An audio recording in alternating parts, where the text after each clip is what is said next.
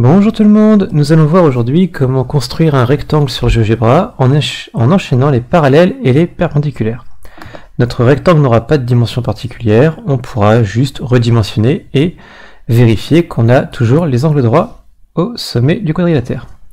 Donc on ouvre GeoGebra, classique, on retire les axes, on retire la grille et on est prêt à travailler.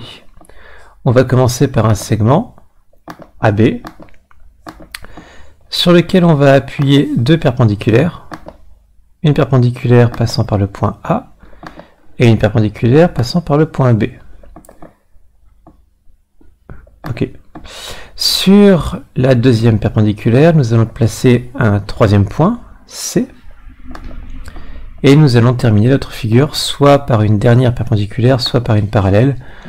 Comme je n'ai pas encore fait de parallèle, on va utiliser cette option-là. Donc parallèle à AB passant par C. Voilà, on voit apparaître le rectangle, il n'y a pas de souci. On va faire apparaître le quatrième point d'intersection. Il est colorié en noir, ce qui signifie bien que c'est un point de construction qu'on ne va pas réussir à modifier.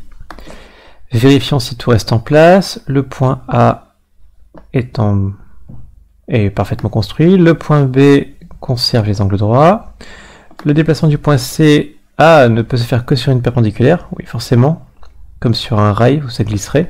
Et le point D, je ne peux rien en faire. Donc j'ai parfaitement fini ma figure. Maintenant, on va essayer de l'améliorer un peu.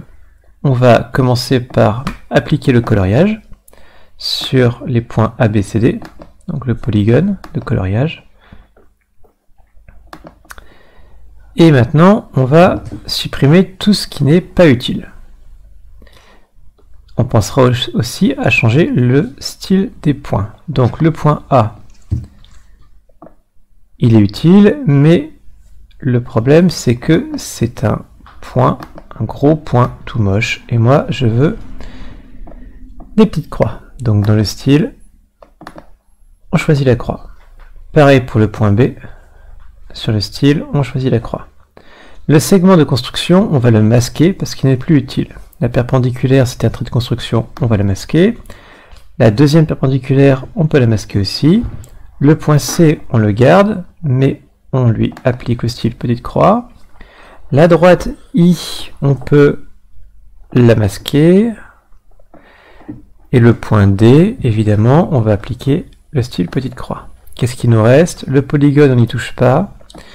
Les segments, on ne va pas les masquer. Par contre, on va cacher leur étiquette. Parce que c'est assez disgracieux, c'est petit a, petit b, petit c, petit d, partout sur le dessin. Voilà.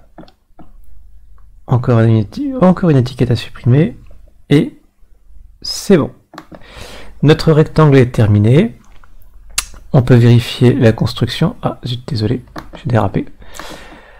Ça reste en place, il n'y a pas de souci. Là, je peux l'agrandir. Là, je peux, en déplaçant le point B, encore une fois le modifier, mais toujours, les quatre angles restent bien des angles droits.